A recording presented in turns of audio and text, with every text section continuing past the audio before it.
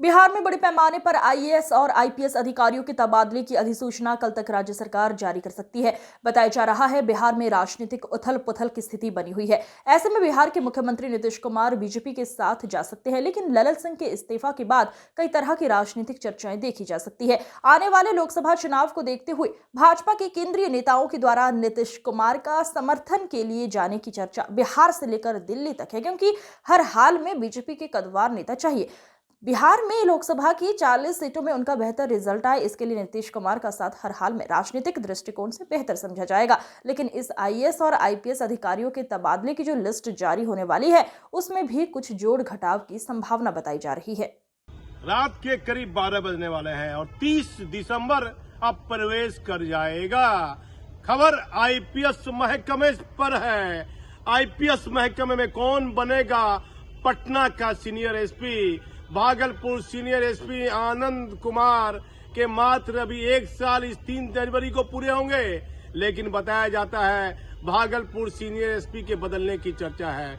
Bhagalpur city SP Amit Ranjan साहब की बदलने की चर्चा है। डीआईजी विवेकानंद साहब की बदलने की चर्चा है। लेकिन उससे पहले खबर बिहार राज्य सरकार के मुखिया नीतीश कुमार पर भी, कि बिहार में मुख्यमंत्री नीतीश कुमार हैं और ललन सिंह अचानक इस्तीफा दे देते हैं। कार्यकारिणी की बैठक होती है और ललन सिंह और माननीय मुख्यमंत्री नीतीश कुमार के मित्रवत संबंध हैं और बिहार में मुख्यमंत्री नीतीश कुमार बनते हैं और ललन सिंह दोनों एक साथ आते हैं। कुछ दिनों के लिए ललन सिंह अलग होते हैं और उनका एक बयान आने रहता है कि मुख्यमंत्री को कहां कहां दांत है मैं जानता हूं। वो वीडियो वायरल भी होता है, लेकिन फिर परिस्थितियां बदलती है और माननीय ललन सिंह अपने मित्र नीतीश कुमार के साथ चले आते हैं।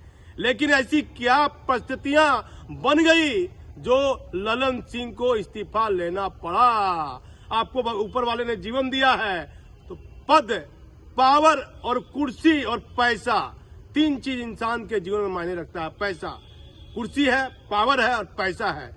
तो ये 3 चीज इंसान को, उसके जिंदे जी इंसान को उसको घेरे रहती है। किसी न किसी प्रकार का व्यक्ति को अहंकार भी आता है कि मेरे पास इतना बड़ा पैसा है, मैं इतने बड़े पद पर हूं, मुझे पावर है, मेरा कोई कुछ नहीं बिगाड़ सकता है। तो नीतीश कुमार अब बिहार के मुख्यमंत्री हैं और बताया जाता है कि ललन सिंह को किन परिस्थितियों में हटाया गया। जो राजनीतिक चर्चा है कि वह राजद के साथ मिल गए थे और जदयू में फूट डालने वाली स्थिति बन रही थी। 10 विधायक लेकर सरकार गिरा सकते थे।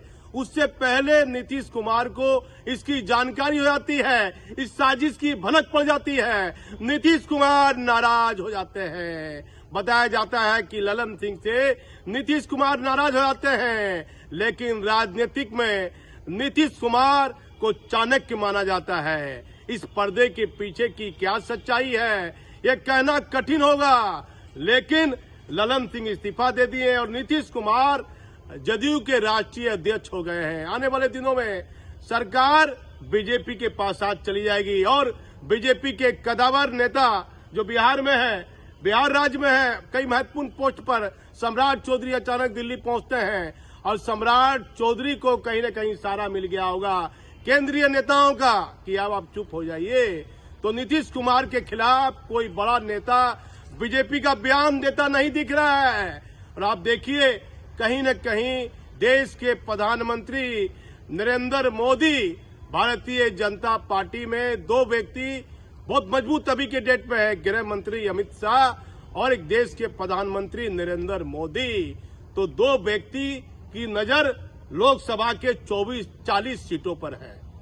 आने वाले दिनों में बिहार में लोकसभा का चुनाव है और देश के प्रधानमंत्री बहुत दिमाग से काम ले रहे हैं कि नहीं, बिहार में मुख्यमंत्री नीतीश कुमार रहेंगे। हमारा काम है लोकसभा की 40 सीटों पर नजर रखना। अभी चुनाव हुआ और बीजेपी की बेहतर भूमिका बताई गई। 3 राज्यों में बीजेपी की सरकार चुनकर आई, बीजेपी की पार्टी के लोग चुनकर आ गए। बीजेपी पूरे भारत में ताकतवर मानी जा रही है। तो जैसी परिस्थिति बन रही है उस परिस्थिति के अनुसार नीतीश कुमार बिहार को आगे बढ़ाने के लिए बीजेपी के साथ जाने के लिए संभवतः तैयार हो गए हैं। बस यार बिहार को आगे बढ़ाने के लिए बीजेपी के साथ जाने के लिए संभवतः तैयार हो गए हैं। बस एक खरमास का महीना निकल जाए और एक तारीख निर्धारित हो जाएगी और नीतीश कुमार फाइनल कर लेंगे कि ये तारीख को बीजेपी के साथ गठबंधन कर लेना है। तो क्या ये मानने वाली बात है कि ललन सिंह कहीं बड़ी साजिश कर रहे थे, राजद से मिले हुए थे? आखिर इन राजनीतिक बातों के पीछे, पर्दे के पीछे की क्या सच्चाई है? लेकिन फिर मैं चला आता हूं, पद, पावर और पैसा इंसान को कुछ भी करा देता है। तो बिहार में नीतीश कुमार के साथ एक प्लस पॉइंट आ जाता है जो उनके पक्ष में जाता है, परिवारवाद। इस व्यक्ति ने, लोग कहते हैं, बड़े बड़े नेता, बड़े बड़े IAS IPS कहते हैं कि नीतीश कुमार को एक खासियत आप मानिए, किसी रूप में भी परिवार के किसी व्यक्ति को राजनीतिक जीवन में लाकर इन्होंने मदद नहीं की। कई IAS अधिकारी को मदद की, कई IAS अधिकारी को महत्वपूर्ण पद दिया, लेकिन ललन सिंह और नीतीश कुमार की क्या मित्रता बनी रहती है? अब मैं ललन सिंह पर चला आता हूं। ललन सिंह एक प्रभावशाली व्यक्ति रहने के बाद भी भागलपुर से उनका निजी लगाव रहा, यहीं रहते थे, बचपन यहां बीता, लेकिन महत्वपूर्ण पदों पर रहने के बाद भागलपुर जिला वह नहीं आते हैं ललन सिंह। और इतना कुछ होने के बाद आज भी राष्ट्रीय अध्यक्ष, जदयू के पूर्व राष्ट्रीय अध्यक्ष ललन सिंह की चुप्पी बरकरार है। तो अब आप चले आइए, कौन बनेगा पटना का सीनियर SP?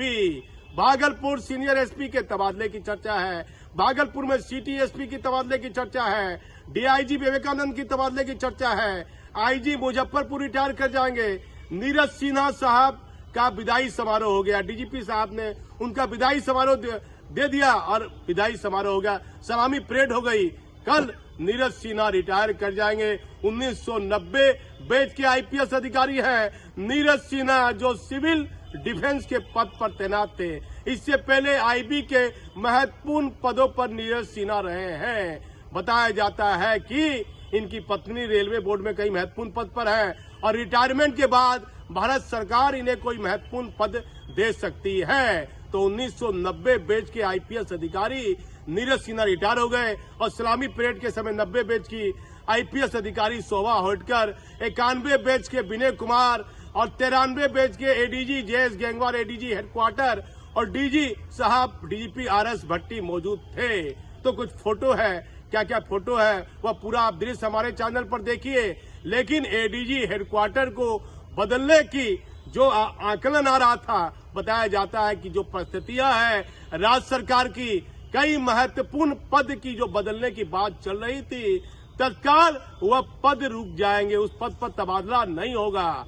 3 रेंज में IG का पद खाली है, मुजफ्फरपुर, दरभंगा, पूर्णिया और सेडसा के DIG शिवदीप लांडे साहब का प्रमोशन हो गया है, सेडसा में DIG की पोस्टिंग होगी। जो पद रिक्त है उसी पद पर राज्य सरकार कुछ महत्वपूर्ण IPS अधिकारी की पोस्टिंग कर सकती है।